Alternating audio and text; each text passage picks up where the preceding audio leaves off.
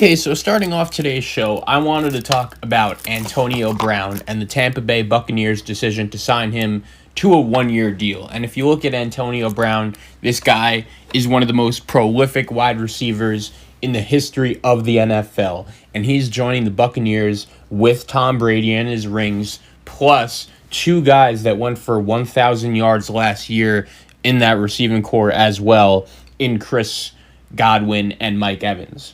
I think this becomes a question of, is there too many mouths to feed? Are there enough targets to go around? And are they going to be able to keep Antonio Brown happy with everyone and happy in the offense? I think that is definitely a question that ultimately we're going to have to answer. How is that dynamic going to work when Bruce Arians actually said on CBS Sports Radio in March that he wanted no part of Antonio Brown? And it would not, and he said it would not happen.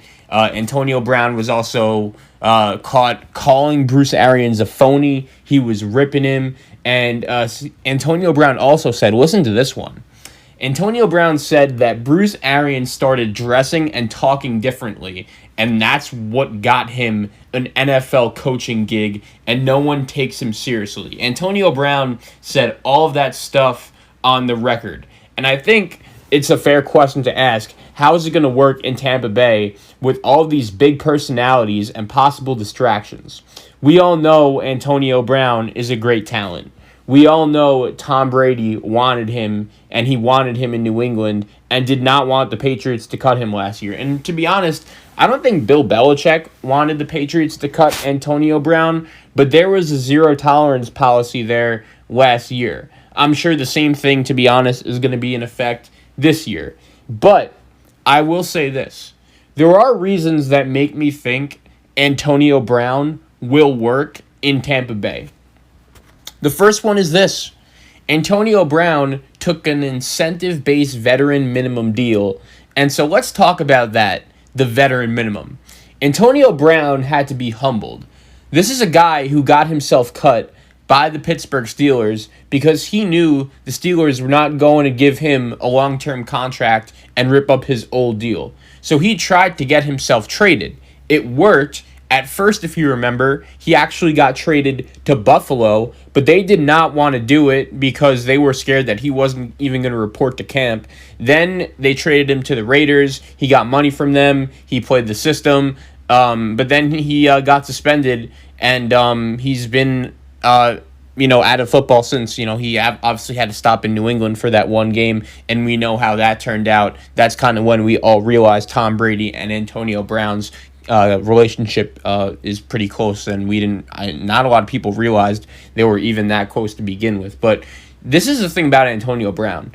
To take a deal where he didn't say, what do you mean? I'm one of the best wide receivers of all time. I want what the best guys in the league are making right now, or even an intermediate receiver, some of the money those kind of guys make, like Sammy Watkins or Deshaun Jackson or Emmanuel Sanders. Antonio Brown did not want to do that and took very little money. So that tells me he's out to prove himself. He is out to use this to get another paycheck. That tells me that in the last few months, since the suspension kicked in, someone has finally gotten through to Antonio Brown. He's not gone crazy on Instagram or Twitter or threatened to retire or call anyone out. As a matter of fact, he has been very quiet and his mind his own business. He hasn't done anything to get himself blacklisted by the NFL. Tom Brady believes in this guy, and to me, I think that has to mean something. Brady has to understand that it's not like wide receiver is a position of need for the Tampa Bay Buccaneers. This is now, on paper, probably one of the best group of pass catchers that has ever been put together in the NFL. This is Tom Brady willing to stick his neck out for Antonio Brown because, as I mentioned earlier, Bruce Arians and Antonio Brown's relationship really wasn't good at all. And AB, he didn't blow up just one organization. He blew bridges with three. And these are three good, well-run organizations, including the Steelers and Patriots, two teams that each have 5+ Super Bowls. And yet, Tom Brady still believes in this guy, which I think speaks to the talent of Antonio Brown. We know Antonio Brown is a hard worker who really does care about the detail of his craft. He may show up for things late or look a little crazy sometimes, but I don't think there's anyone that could doubt his ability. And so it makes it clear to me that not only are the Buccaneers Tom Brady's team, but it proves that Tom Brady wants it to be known that he wants it to be known to everyone that if the Buccaneers could win the Super Bowl, and there's no reason right now to think that they can't when you consider how well their defense is playing. Tampa Bay, when you look at them, I think they play better defense than Seattle. I think they play better defense than Green Bay. I think they play better defense than New Orleans. And Bruce Arians is a coach that will make all the decisions on game day, but during the week, he's Monday through Saturday, he lets his assistants take charge. Byron Leftwich, who's the Buccaneers offensive coordinator, is one of the best young coaching minds in football, and he was actually a former teammate of Antonio Brown. He was on the Steelers at the back end of his career when Antonio Brown was starting up his NFL career. He's the Buccaneers offensive coordinator. And then Antoine Randall is on the Buccaneers staff, another former Pittsburgh Steeler wide receiver who played with AB. Same with Larry Foote. He's on the Buccaneers staff, a former Pittsburgh Steeler linebacker who is a former teammate of Antonio Brown. So 2 former Steelers are on the staff, and there are a lot of people I think that could kind of be like a buffer between a coach and a wide receiver who don't necessarily get along. And now Antonio Brown is on an incentive-laden deal. You would think for this season he is going to have to make some plays if he wants to get paid. So someone is also going to have to take a back seat and let AB take over. I think what helps Tampa Bay right now in the situation, and maybe why this could make a little more sense, is that Mike Evans and Chris Godwin have not been 100% healthy.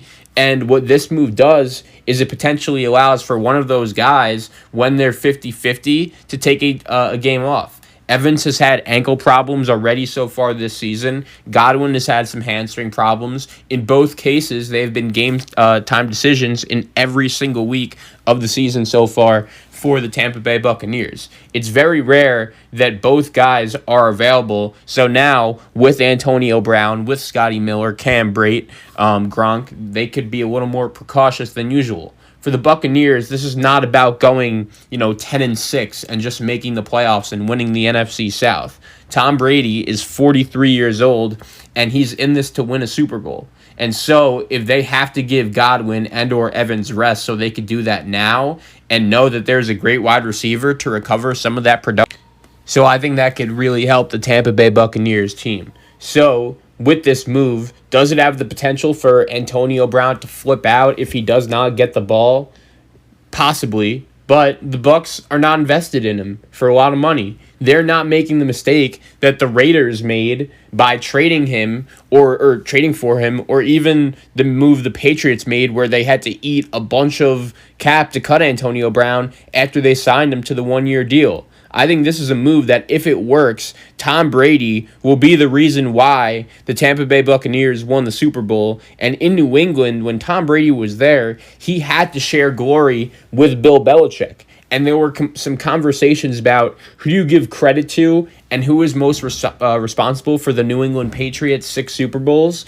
If the Buccaneers win it in this year, there's only really, to me, one guy that's, most responsible for that, and that's Tom Brady at the quarterback position. And I think he craves that. I think he wants it. And so Antonio Brown, for me, the last time we saw him play a full regular season, he led the NFL in touchdowns with 15. The year before that, he led the league in receiving yards in only 14 games. And right now, when you look at his age, he's still only in his early 30s. I love this move for the Tampa Bay Buccaneers, and they are one of the top contenders right now to win the Super Bowl. You also look at the way Tampa Bay has been playing. Their defense has been absolutely phenomenal. The way they stood up in the fourth quarter against the Las Vegas Raiders the other day, that was just really impressive. The Raiders and Buccaneers were really trading punches the whole game, and then once the fourth quarter came, Tom Brady was like, all right, it's my time. I got this.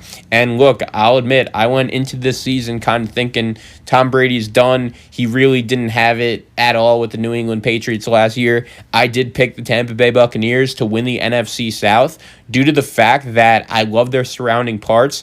But even me, I thought their defense was going to be improved because they didn't have a quarterback that was going to throw interception after interception. But to be honest with you guys, I really didn't expect their defense to be this good because it's absolutely phenomenal. And on Sunday, it was another big reason as to why they ended up beating the Raiders. Tampa Bay still has to play the New Orleans Saints again. That game will be at home. They still have to play the Kansas City Chiefs. That game will be at home as well. So we'll see how those games turn out for the Tampa Bay Buccaneers. But I think in the NFC, when you look at it, there are only a handful of teams that really do play defense. Tampa Bay, they play defense. The Rams, who had a really impressive win over the Chicago Bears last night. The Bears are another team that plays defense. I just don't really take them seriously as an as a threat in the NFC when you consider the state of their offense right now. But yeah, I think the Rams are a contender because when you look at their defense, it's pretty good. I think we saw that last night. And Arizona, I know they gave up 34 points to Seattle. We're going to get into that game a little bit later on this show. But I do think that when you look at Antonio Brown signing with the Tampa Bay Buccaneers, this is just a crazy move. It's a move that when you look at it, it's a little bit surprising when you consider the Tampa Bay Buccaneers' weapons. But then when you think about it a little more, Tom Brady, we know, has wanted this guy for a number of years now. They played together for one game last year. You kind of hope that experience was going to go on for a little more. You know, also Russell Wilson really wanted Antonio Brown to possibly sign in Seattle with the Seahawks. I think Seattle is ultimately going to miss him. You have the ability to add a talented guy like that to your offense, even with his, attitude problems and all that. He has the potential to blow your team up, but if he does, it's very simple, I think. All you have to do is just cut him, and he'll be good to go. So Antonio Brown signs with Tampa Bay. He's suspended one more week, and then he'll be eligible to play starting in Week 9 against the New Orleans Saints.